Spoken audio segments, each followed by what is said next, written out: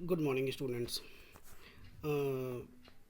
आज का हमारा टॉपिक एक बार फिर प्रिंसिपल्स ऑफ मैनेजमेंट है। हमने लास्ट क्लास में प्रिंसिपल्स ऑफ मैनेजमेंट जो हेनरी फ्योल ने दिए हैं वो हमने पढ़े थे, और उन्होंने टोटल 14 प्रिंसिपल्स दिए हैं, जिसमें से हम लास्ट क्लास में 7 पढ़ चुके हैं और बचे हुए 7 हम इस क्लास में पढ़ने वाले हैं। हमने जो लास्ट क्लास में प्रिंसिपल्स पढ़े थे उसमें सबसे पहला प्रिंसिपल था डिवीज़न ऑफ वर्क, जिसका मतलब था कि सभी काम को छोटे छोटे भागों में बांट दिया जाए और एक व्यक्ति को एक ही काम दिया जाए, जिससे वो बार बार करते हुए उस काम को एक्सपर्ट हो जाए और बेनिफिट्स ऑफ स्पेशलाइजेशन संस्था को मिलने शुरू हो जाएं। उसके बाद था authority and responsibility. It means when ever a particular person is given the responsibility, he must be given the sufficient authority also. Next principle was the principle of discipline. It means discipline follow किया जाना चाहिए। Discipline means the following of the rules and regulation and employment agreement. उसके बाद था unity of direction. एक तरह की activities के लिए एक हेड होना चाहिए और वही उसी के अंडर में वो एक्टिविटी सारी की सारी परफॉर्म की जानी चाहिए। नेक्स्ट था यूनिटी ऑफ कमांड। एक सबॉर्डिनेट को एक समय पर एक ही सुपीरियर से ऑर्डर मिलने चाहिए और वो सबॉर्डिनेट उस सुपीरियर को ही अकाउंटेबल होना चाहिए। Subordination of individual interest to general interest. इसका मतलब था कि जब भी individual interest of the employees and the general interest, it means organisational objectives में कन्फ्लिक्ट की सिचुएशन पैदा हो तो ऑर्गेनाइजेशन को ऑब्जेक्ट्स को ही प्रायोरिटी दी जाएगी। नेक्स्ट था रेम्यूनरेशन। रेम्यूनरेशन का मतलब है कि एम्प्लॉयज़ को फेयर रेम्यूनरेशन दिया जाना चाहिए। फेयर रेम्यूनरेशन वो रेम्यूनरेशन होता है जो एम्प्लॉय और एम्प्लॉयर दोनों को इक्वली सेटिस्फाई करता है। ये काफ़ी चीज़ों पर डिपेंड करता है, जैसे standard of living, availability of demand and labour, remuneration paid by competitors etcetera. ये प्रिंसिपल्स हमने लास्ट क्लास में पढ़े थे और हम आज आगे के प्रिंसिपल्स शुरू कर रहे हैं, जिसमें नेक्स्ट हमारा प्रिंसिपल इफेक्टिव सेंट्रलाइजेशन। सेंट्रलाइजेशन का यहाँ पर मतलब है डिसीजन मेकिंग जो पावर्स हैं वो सारी की सारी टॉप मैनेजमेंट के पास कंसंट्रेट हो जाना। वो सारी की सारी यानी कि संस्था में जो भी डिसीजंस लिए जाएंगे वो टॉप मैनेजमेंट के द्वारा लिए जाएंगे। डिसेंट्रलाइजेशन का मतलब है कि सारी डिसीजन मेकिंग अथॉरिटी को डिस्पर्स कर देना, यानी कि यहाँ पर डिसेंट्रलाइजेशन का मतलब है कि डिसीजन मेकिंग अथॉरिटी को डिस्पर्स कर देना throughout the organisation up to the lowest level. इसका मतलब ये है कि अगर मान लो हम एग्जांपल लेते हैं, किसी ऑर्गेनाइजेशन में सबसे ऊपर चीफ जो होते हैं वो जनरल मैनेजर है, फिर डिपार्टमेंटल मैनेजर है, प्रोडक्शन मैनेजर, फिर फाइनेंस मैनेजर, मार्केटिंग मैनेजर, फिर नीचे सुपरवाइजर्स हैं, फिर वर्कर्स हैं। अगर सारे के सारे डिसीजंस लेने की पावर जो है वो टॉप लेवल मैनेजमेंट के पास है तो इसे हम कहेंगे सेंट्रलाइजेशन। लेकिन अगर सारी की सारी पावर्स डिस्पर्स कर दी गई हैं तो इसे हम कहेंगे डिसेंट्रलाइजेशन। लाइक कि प्रोडक्शन से रिलेटेड जो भी इंपॉर्टेंट डिसीजन होंगे वो प्रोडक्शन मैनेजर लेगा, उसके लिए जनरल मैनेजर से परमिशन लेने की कोई परेशानी या कोई भी ज़रूरत नहीं है। सेम ऐसे ही फाइनेंस से रिलेटेड जो भी डिसीजन होंगे वो फाइनेंस मैनेजर होगा कि फाइनेंस कहाँ से अरेंज करना है, फाइनेंस को कैसे यूटिलाइज़ करना है, स्टॉक मार्केट कंडीशंस क्या क्या है, किस तरीके से फाइनेंस का यूटिलाइजेशन होना है, इन्वेस्टमेंट कैसे करनी है, वो सारे डिसीजंस लेगा finance manager. There is no need to consult with the top level management. इसी तरीके से मार्केटिंग से रिलेटेड जो भी डिसीजंस, एडवर्टीजमेंट के क्या तरीके होंगे, सेल्स प्रमोशन टेक्निक्स क्या क्या फॉलो की जाएंगी, वो सभी मार्केटिंग मैनेजर ले और उसे कोई ज़रूरत ना हो बार बार टॉप लेवल से पूछने की, तो इसे हम कहेंगे डिसेंट्रलाइजेशन। सेंट्रलाइजेशन का मतलब है कि सारी डिसीजन मेकिंग पावर्स जो है टॉप लेवल मैनेजमेंट के पास हो, और डिसेंट्रलाइजेशन का मतलब है डिसीजन मेकिंग पावर को पूरी ऑर्गेनाइजेशन में डिस्ट्रीब्यूट किया जाना चाहिए। ये जस्ट ऐसे ही हम मान सकते हैं, अगर स्कूल की बात करें, अगर सारे डिसीजन लेने की पावर प्रिंसिपल्स के पास है तो इसे हम कहेंगे सेंट्रलाइजेशन। लेकिन अगर पूरी डिसीजन मेकिंग पावर डिस्ट्रीब्यूट कर दी गई कि एग्ज़ाम से रिलेटेड पावर एग्जामिनेशन इंचार्ज लेगा सारे डिसीजंस, एग्जामिनेशंस कब होने हैं, कितने होने हैं, कितने मार्क्स के होने हैं, क्या ड्यूरेशन होगी, वो सभी एग्जामिनेशन इंचार्ज लेगा।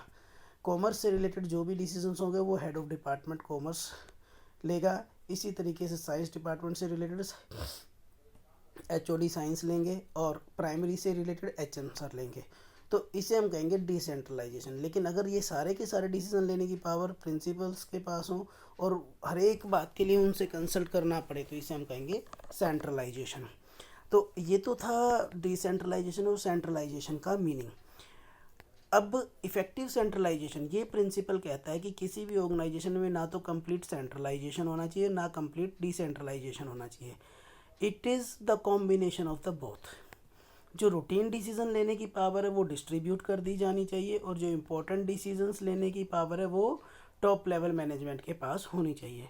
सो this is the effective centralisation. The ratio of centralisation कि कितना सेंट्रलाइजेशन हो कितना डिसेंट्रलाइजेशन हो, वो काफ़ी सारी चीज़ों के ऊपर डिपेंड करता है कि ऑर्गेनाइजेशन का साइज़ कितना बड़ा है, जो सबॉर्डिनेट्स हैं वो कितने कॉम्पिटेंट हैं, कितने क्वालिफाइड हैं। तो ये अगर हम इफ़ेक्टिव सेंट्रलाइजेशन फॉलो नहीं करते हैं, अगर जो ऑर्गेनाइजेशन है वो कंप्लीट सेंट्रलाइज्ड हो जाएगी, तो टॉप लेवल मैनेजमेंट ओवरबर्डन हो जाएगी और वो रूटीन के डिसीजंस लेने में इतनी बिजी हो जाएगी कि इंपॉर्टेंट डिसीजन लेने में वो समय ही नहीं दे पाएगी। So this principle tells us that there must be effective centralization. It means an organization can never be completely centralized, can never be completely decentralized. Routine decision making authorities should be decentralized. Important decisions making authority should be kept with the top level management. तो इसके positive effect क्या होंगे? अगर इसे follow किया जाएगा तो fast decision making, यानी कि डिसीजंस जो है वो रैपिडली होंगे। रूटीन डिसीजन क्योंकि हर जगह डिस्ट्रीब्यूट कर दिए गए हैं, एक ही व्यक्ति की रिस्पॉन्सिबिलिटी नहीं है वो, तो इसीलिए वो जल्दी से डिसीजन लिए जाएंगे। Strict control over by the top level, क्योंकि उनके पास लिमिटेड काम रहेगा, रूटीन के डिसीजन उन्होंने नहीं लेने हैं, इसलिए वो ओवरबर्डन नहीं होंगे, तो वो कंट्रोलिंग पर ज़्यादा अच्छे से ध्यान दे पाएंगे। इफेक्ट ऑफ वायलेशन, अगर कंप्लीट सेंट्रलाइजेशन होगा तो उससे डिले इन वर्क होगा, क्योंकि उस केस में टॉप लेवल मैनेजमेंट के पास बहुत ज़्यादा काम होगा और उन्हें सारे डिसीजन खुद लेने होंगे, तो समय बचेगा ही नहीं। और कंप्लीट डिसेंट्रलाइजेशन के केस में हम अगर बहुत ज़्यादा डिसेंट्रलाइजेशन कर देते हैं, उस केस में जो जहाँ पर अथॉरिटी की ज़रूरत नहीं, अगर उन्हें भी अथॉरिटी दी जाती है तो उस अथॉरिटी का मिसयूज़ होता है। So now our next principle is scalar chain. Now scalar chain is the line of authority and communication। ये एक स्ट्रेट लाइन होती है फ्रॉम टॉप टू बॉटम, जिसमें कम्युनिकेशन और अथॉरिटी मूव करती है। यानी कि एक हमने ये यहाँ पर एक ऑर्गेनाइजेशन ली है, जर्नल मैनेजर सबसे ऊपर है, उसके बाद डिपार्टमेंटल मैनेजर हैं, production manager and marketing manager. Head of the department is general manager. Now under production manager supervisor is there, and supervisor का डायरेक्ट कॉन्टैक्ट होता है वर्कर से। सो अगर कोई भी कम्युनिकेशन होगा, जैसे टॉप लेवल मैनेजर कोई ऑब्जेक्टिव सेट करती हैं, प्लान बनाती हैं, तो वो सबसे पहले जर्नल मैनेजर जो है वो डिपार्टमेंटल मैनेजर को बताएगा, डिपार्टमेंटल मैनेजर सुपरवाइज़र को, और सुपरवाइज़र बताएगा वर्कर को। वर्कर्स ने क्या काम किया है, उनकी क्या प्रॉब्लम्स हैं, उनकी क्या प्रोग्रेस रिपोर्ट है, वो वर्कर्स के थ्रू पता लगेगी सुपरवाइज़र्स को, सुपरवाइज़र बताएंगे प्रोडक्शन मैनेजर को, और प्रोडक्शन मैनेजर बताएंगे जनरल मैनेजर को। तो this is the straight line of authority and communication. कोई भी कम्युनिकेशन होगा वो ऊपर से नीचे की तरफ आएगा तो भी वो स्ट्रेट लाइन में आएगा, और नीचे से ऊपर की तरफ जाएगा तो भी वो स्ट्रेट लाइन में जाएगा, एक भी की स्किप नहीं की जाएगी। ऐसा कभी नहीं होगा कि वर्कर जो है वो मार्केटिंग मैनेजर को जो है सीधा कॉन्टैक्ट कर ले, या वर्कर जो है वो जनरल मैनेजर को सीधा कॉन्टैक्ट कर ले। So scalar chain is the line of formal authority and communication which moves in a straight line from the superior most authority to the lowest subordinate. This principle states that each communication from top to bottom and vice versa, या bottom to top should follow this chain. Every information must go through every key of the chain and no skipping is allowed. इसे military rule भी कहा जाता है। अब emergency के case में यहाँ पर क्लियर कट कहा गया है कि कोई भी स्किपिंग नहीं होगी। अगर एग्जांपल के तौर पे आपके स्कूल की बात करें तो आपकी कोई भी प्रॉब्लम है तो आप टीचर को बताएंगे, teacher head of the department को बताएंगे, और वो प्रिंसिपल सर को बताएंगे। स्कूल में कोई भी प्रोग्राम होना है तो प्रिंसिपल सर सबसे पहले हेड ऑफ द डिपार्टमेंट को बताएंगे, वो टीचर्स को बताएंगे, टीचर्स आपको बताएंगे। तो this is the principle of scalar chain. कई बार इमरजेंसी होती है, तो उस केस में होता क्या है, कई बार इमरजेंसी के केस में सेम लेवल पर, यानी कि मार्केटिंग मैनेजर जो है उसके अंडर जो सुपरवाइज़र है और प्रोडक्शन मैनेजर के अंडर जो सुपरवाइजर, वो डायरेक्ट कम्युनिकेट कर सकते हैं in case of emergency only. लेकिन बाद में ये अपने सीनियर्स को इसके बारे में बता सकते हैं, इस चीज़ की परमिशन दी गई है। अगर प्रॉपरली स्केलर चेन फॉलो किया जाएगा तो उस केस में कई बार इमरजेंसी सिचुएशंस में बहुत टाइम लगता है कम्युनिकेशन में, तो इसीलिए डायरेक्ट कम्युनिकेशन को परमिट किया गया है। और इसको हम बोलते हैं गैंग प्लैंक, जो ये डायरेक्ट लिंक होता है इसको हम बोलते हैं gang plank. So it involves a concept of called gangplank. Gangplank is the direct communication. Gangplank is the direct communication among same level of employees in case of emergency. लेकिन बाद में अपने ये इमीडिएट सुपीरियर्स को inform कर देंगे। तो scalar chain का प्रिंसिपल हमें बताता है बच्चों कि हमें जो है एक भी की स्किप नहीं करनी है। कोई भी कम्युनिकेशन होगा वो टॉप टू बॉटम और बॉटम टू टॉप एक स्ट्रेट लाइन में मूव करेगा और हर स्टेप पर इंफॉर्मेशन शेयर की जाएगी। इमरजेंसी के केस में गैंग प्लैंक की परमिशन दी गई है, और गैंग प्लैंक में क्या होगा, सेम लेवल एम्प्लॉयज़ में डायरेक्ट कम्युनिकेशन हो सकता है in case of emergency only. बाद में वो अब इस कम्युनिकेशन के बारे में अपने सीनियर्स को इन्फॉर्म कर देंगे। सो this is principal of scalar chain. अगर ये फॉलो किया जाता है तो सबसे बड़ा फ़ायदा ये है कि इसमें सिस्टमेटिक फ्लो ऑफ इंफॉर्मेशन और नो कम्युनिकेशन गैप। संस्था में क्या हो रहा है सभी को ये बात पता होगा और हर एक व्यक्ति प्रॉपरली प्रिपेयर होगा काम को परफॉर्म करने के लिए, ऑर्गेनाइजेशन के ऑब्जेक्टिव्स को अचीव करने के लिए। अगर इसे फॉलो नहीं किया जाएगा तो कम्युनिकेशन गैप बनेगा, no clarity of authority and responsibility, ये पता ही नहीं होगा, कन्फ्यूज़न क्रिएट करेगा कि जब कम्युनिकेशन प्रॉपरली फ्लो नहीं होगा तो सीनियर सुपीरियर रिलेशनशिप में हमेशा कन्फ्यूजन्स क्रिएट होंगी। So this is the principle of scalar chain.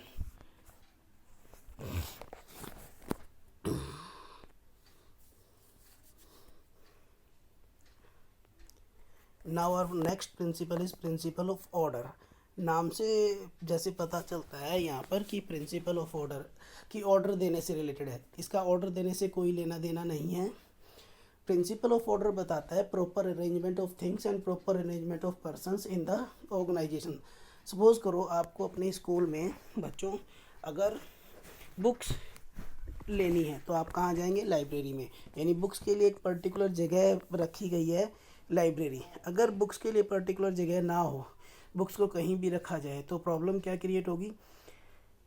आप बुक लेने के लिए जाएंगे तो आप लाइब्रेरी में जाएंगे, पता लगेगा लाइब्रेरी में तो बुक है ही नहीं, वो तो केमिस्ट्री लैब में है कुछ बुक्स। केमिस्ट्री लैब में जाएंगे उनसे पता लगेगा वो तो मैथ्स लैब में चली गई हैं, तो आप ढूंढते रहेंगे, इससे वेस्टेज ऑफ टाइम होगा। लेकिन अगर आपको पता है कि स्कूल में ये प्री डिसाइडेड है कि जितने भी बुक्स हैं वो सारी की सारी लाइब्रेरी में मिलेंगी, कोई व्यक्ति अगर बुक लेगा तो लाइब्रेरी से लेगा और यूज़ करने के बाद लाइब्रेरी में ही रख देगा। इससे फ़ायदा क्या होगा, जब दूसरा व्यक्ति बुक यूज़ करने के लिए जाएगा तो उसे पता होगा वो लाइब्रेरी में मिलने वाली है, वो लाइब्रेरी में जाएगा सीधा और वह बुक लेकर वापस आ जाएगा। तो इससे क्या होगा, वेस्टेज ऑफ टाइम हमारा बचेगा। सेम ऐसे ही ऑर्गेनाइजेशन में होता है, टूल्स रखने की जगह, इक्विपमेंट्स रखने की जगह, हर एक वस्तु रखने की जगह फिक्स होती है और वो वस्तु उसी जगह पर रखी जाती है। इससे क्या होगा, वेस्टेज ऑफ टाइम बचता है। तो इसी तरीके से हर एक व्यक्ति के लिए एक पर्टिकुलर प्लेस होता है और हर व्यक्ति उस पर्टिकुलर प्लेस पर पाया जाता है। जैसे जनरल मैनेजर के लिए एक पर्टिकुलर ऑफिस होगा, डिपार्टमेंटल मैनेजर्स के लिए अलग जगह होगा, सुपरवाइजर्स के लिए अलग होगा, ताकि उन्हें समय रहते जब उनकी ज़रूरत हो तो उन्हें कांटेक्ट किया जा सके। तो this is known as principle of order. अगर प्रिंसिपल ऑफ ऑर्डर फॉलो नहीं किया जाएगा तो उस केस में होगा क्या, wastage of time and energy, क्योंकि हम चीज़ों को ढूंढने में लगे रहेंगे और सही समय पर सही व्यक्ति को कांटेक्ट नहीं हो पाएगा। अगर हम इसे फॉलो करते हैं तो हमारा वेस्टेज ऑफ टाइम नहीं होगा, हिंड्रेंस ऑफ बिजनेस एक्टिविटी कभी भी नहीं होगी। हमें जिस व्यक्ति को कांटेक्ट करना है वो सही समय पर हमें मिलेगा, जिस वस्तु की हमें ज़रूरत होगी वो वस्तु हमें मिल जाएगी। सो this principal is basically concern with the arrangement of things and arrangement of persons. सभी वस्तुओं के लिए एक पर्टिकुलर जगह डिसाइड करना, उस जगह पर उस वस्तु को रखना, इसे हम बोलते हैं मटेरियल ऑर्डर। और हर एक व्यक्ति के लिए एक पर्टिकुलर जगह और हर व्यक्ति अपनी पर्टिकुलर जगह पर ही हो, इसे हम बोलते हैं सोशल ऑर्डर। तो प्रिंसिपल ऑफ ऑर्डर का ऑर्डर देने या लेने से कोई लेना देना नहीं है। Principal of order is basically related with the proper arrangement of things and proper arrangement of persons in the organization so that work can be completed effectively and efficiently. Now the next principle is principle of equity. Equity का मतलब यहाँ पर ये बिल्कुल नहीं है कि सभी को सेम सैलरी देना या सभी को सेम परक्विजिट्स देना है। यहाँ पर इक्विटी का मतलब है सभी के लिए डिसिप्लिनरी रूल सेम होना, उनमें कास्ट के बेस पर, क्रीड के बेस पर, जेंडर के बेस पर कोई डिस्क्रिमिनेशन नहीं होना चाहिए। This principle emphasises the kindliness and justice behaviour of manager towards their subordinate so that they could develop a feeling of dedication. अगर किसी के साथ इक्वल बिहेवियर नहीं किया जाता, इक्विटी का बिहेवियर नहीं किया जाता, तो वो व्यक्ति डिमोटिवेटेड होगा और वो फुल डेडिकेशन के साथ काम नहीं करेगा। Here equity does not mean, यहाँ पर इक्विटी का मतलब बिल्कुल भी नहीं है कि सभी को इक्वल सैलरी दी जाए। यहाँ पर इक्विटी का मतलब है rather means an application of same disciplinary rules and leave rules for all the employees and no discrimination should be made. Discrimination नहीं होना चाहिए on the basis of language, caste, personality, gender, grade, position etcetera. अगर ऐसा follow किया जाएगा तो employ satisfied रहेंगे, उनका मोरल बूस्टअप होगा। और अगर इसे फॉलो नहीं किया जाएगा तो अनहेल्दी रिलेशंस रहेंगे, डिस्प्यूट्स की पॉसिबिलिटी बनी रहेगी और लेबर टर्नओवर इंक्रीज होगी। सो this is the principle of equity. इसका मतलब ये बिल्कुल भी नहीं है कि सभी को इक्वल सैलरी दी जाए। इसका मतलब जस्ट इतना ही है कि सभी के लिए सेम डिसिप्लिनरी रूल हो, जेंडर के बेस पर, पर्सनालिटी के बेस पर, कास्ट के बेस पर, लैंग्वेज के बेस पर, रीजन के बेस पर कोई भी डिस्क्रिमिनेशन संस्था में नहीं किया जाना चाहिए। सो हमारा नेक्स्ट प्रिंसिपल है stability of personnel. Stability of personnels का मतलब ये है कि जो भी एम्प्लॉयज़ ऑर्गेनाइजेशन में आते हैं काम करने के लिए, उनका टेन्योर फिक्स होना चाहिए और उन्हें रिज़ल्ट दिखाने के लिए भी एडिक्वेट टाइम दिया जाना चाहिए। अगर स्टेबिलिटी नहीं होगी तो सबसे बड़ी प्रॉब्लम ये होगी कि एम्प्लॉयज़ को ये पता होगा कि हमारे जो टेन्योर है, कार्यकाल है, वो फिक्स नहीं है और हमें कभी भी निकाला जा सकता है। तो वो करंट अपनी पोजीशन पर ऑर्गेनाइजेशन में फुल डेडिकेशन के साथ काम नहीं करेंगे और वो नई जॉब को तलाश करने में लगे रहेंगे।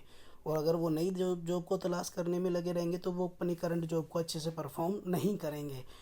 दूसरा, इससे नुकसान ये होगा कि जब नए एम्प्लॉय आएंगे तो उनके अपॉइंटमेंट के खर्चे बढ़ेंगे और उनको ट्रेनिंग देने के खर्चे बढ़ेंगे। जब पुराने एम्प्लॉय छोड़ कर जाएंगे तो प्रोडक्शन का काम बीच में रुकावट पैदा करेगा। इसीलिए स्टेबिलिटी होनी चाहिए पर्सनल्स में। अगर ऐसा नहीं होगा तो अनवांटेड एक्सपेंसेस जो है ऑर्गेनाइजेशन के इंक्रीज हो जाएंगे। So according to this principle, management must provide job security to employees. Job security provide की जानी चाहिए। It should be absolutely harmful to change the employees frequently. Also adequate time is to be given. Adequate time दिया जाना चाहिए to show the results. High rate of labor turnover will result in increase in expenses like training and wastage of time and resources. Moreover, feeling of insecurity, जब insecure feel करेगा employee, keeps them busy in searching the new job। और अगर वो नई job ढूंढने में लगे रहेंगे तो वो अपनी करंट जॉब पर कंसंट्रेट नहीं करेंगे। अगर ये प्रिंसिपल फॉलो किया जाता है तो इससे एफिशिएंसी इंप्रूव होती है, क्योंकि एक व्यक्ति अगर अपनी जॉब पर बना रहेगा वो धीरे धीरे काम करते करते अपने काम में एक्सपर्ट हो जाएगा, जिससे एफिशिएंसी इंक्रीज होगी। अगर ये प्रिंसिपल फॉलो नहीं किया जाता तो इससे वेस्टेज ऑफ रिसोर्सेज है, क्योंकि जब नया व्यक्ति अपॉइंट किया जाएगा उसे ट्रेनिंग देने में, उसे अपॉइंट करने में एक्सपेंसेस आते हैं। सो this principal tells us that the job security should be given to the employees, job security should be given, and adequate time is to be given to employees for showing the results. So this is principle of stability of personnel. Now our next principle is principle of initiative. Initiative here means taking first step with self motivation. It is thinking out and executing the plan. Fayol कहता है कि ये हर एक manager की responsibility है, duty है कि employees में इनिशिएटिव, पहल भावना पैदा करे और वो सभी एम्प्लॉयज़ इनिशिएटिव ले. इसके लिए मैनेजर को करना क्या होगा, जब भी कोई अच्छा सजेशन एम्प्लॉयज़ की तरफ से आता है तो उसे एक्सेप्ट करना चाहिए, और ऐसे सजेशंस जिनसे कॉस्ट कम हुई है या आउटपुट बढ़ी है उनको रिवॉर्ड भी प्रोवाइड किया जाना चाहिए. तो इस तरह से मोटिवेट किया जाना चाहिए कि सभी एम्प्लॉयज़ आगे बढ़कर अपने आप सेल्फ मोटिवेशन के साथ काम करना शुरू करें. तो अगर ये प्रिंसिपल फॉलो किया जाता है तो इससे डेडिकेशन के साथ एम्प्लॉयज़ काम करना शुरू कर देते हैं. अगर इस तरह की फीलिंग नहीं होती तो एम्प्लॉय डीमोटिवेट होते हैं, और डीमोटिवेटेड एम्प्लॉयज़ कभी भी अपना 100% कंट्रीब्यूट नहीं करते हैं. Our next principle is esprit de corps, and this is the last principle. Esprit de corps means cooperation, teamwork. It means it is the responsibility of the manager to develop the feeling of cooperation, to develop the feeling of teamwork, to develop the feeling of unity. क्योंकि इकट्ठे मिलकर जब employ काम करेंगे, क्योंकि बहुत सारे व्यक्ति काम करते हैं और एक का काम दूसरे से रिलेटेड होता है, और टीम वर्क प्रॉपरली परफॉर्म होगा कोऑर्डिनेशन के साथ, तभी ऑर्गेनाइजेशनल ऑब्जेक्टिव्स अचीव किए जा सकते हैं. सो मैनेजर की रिस्पॉन्सिबिलिटी है वो एक इस तरह का एटमॉस्फेयर क्रिएट करे कि एम्प्लॉयज़ में कोऑपरेशन की फीलिंग जो है वो डेवलप हो. इसके लिए वो अपनी जितनी भी कम्युनिकेशन होंगे उसमें आई की जगह वी का यूज़ करेगा. यानी वो ये कभी नहीं कहेगा कि मैं करता हूँ काम, मैं इंस्ट्रक्शंस देता हूँ, कहेगा हम सब मिलकर करेंगे. तो उसका काम है मोटिवेट करना. तो कोऑपरेशन की फीलिंग अगर बढ़ जाएगी, टीम बिलोंगिंगनेस बढ़ेगा, इससे it will minimise the need for using the penalty. क्योंकि मोटिवेटेड एम्प्लॉयज़ और कोऑपरेट अगर वो आपस में करते हैं तो वो डिसिप्लिन को फॉलो करेंगे, वो चेंजेस को एक्सेप्ट करेंगे इजीली, तो जिससे प्रॉब्लम्स कम से कम होंगी. सो अगर ये प्रिंसिपल फॉलो किया जाता है तो it develops the team spirit and helps in achieving the organisational objective effectively and efficiently. अगर ये प्रिंसिपल फॉलो नहीं किया जाता है तो स्ट्रेस ऑन इंडिविजुअल, सब अपने अपने बारे में सोचेंगे, एक दूसरे की हेल्प कोई नहीं करेगा. और जबकि ऐसा पॉसिबल हो ही नहीं सकता. कारण ये है कि एक व्यक्ति का काम दूसरे के ऊपर डिपेंड करता है. अगर सब अपना अपना सोचेंगे तो ऑर्गेनाइजेशन को ओवरऑल नुकसान होगा और ऑर्गेनाइजेशन के ऑब्जेक्टिव्स जो हैं वो समय पर अचीव नहीं किए जा सकेंगे. So these are the 14 principles of management. Now again we are revising it. What is the acronym? DAD, UC, USSR, OIC. So here D means authority and responsibility. A, authority and responsibility. D, discipline. Then again D, division of work, unity of command. C for centralization and decentralization. U for unity of direction. S for scalar chain. S for subordination. R for remuneration. O for order. I, initiative. S for scalar chain. And then E for equity and is esprit de corps. So these are the 14 principles of management. So here we have written the scalar chain twice, but this is S for stability of personnel. So this principle is basically stability of personnel. So that's it, dear students. These are the 14 principles of the management. I think it is clear to you. Thank you.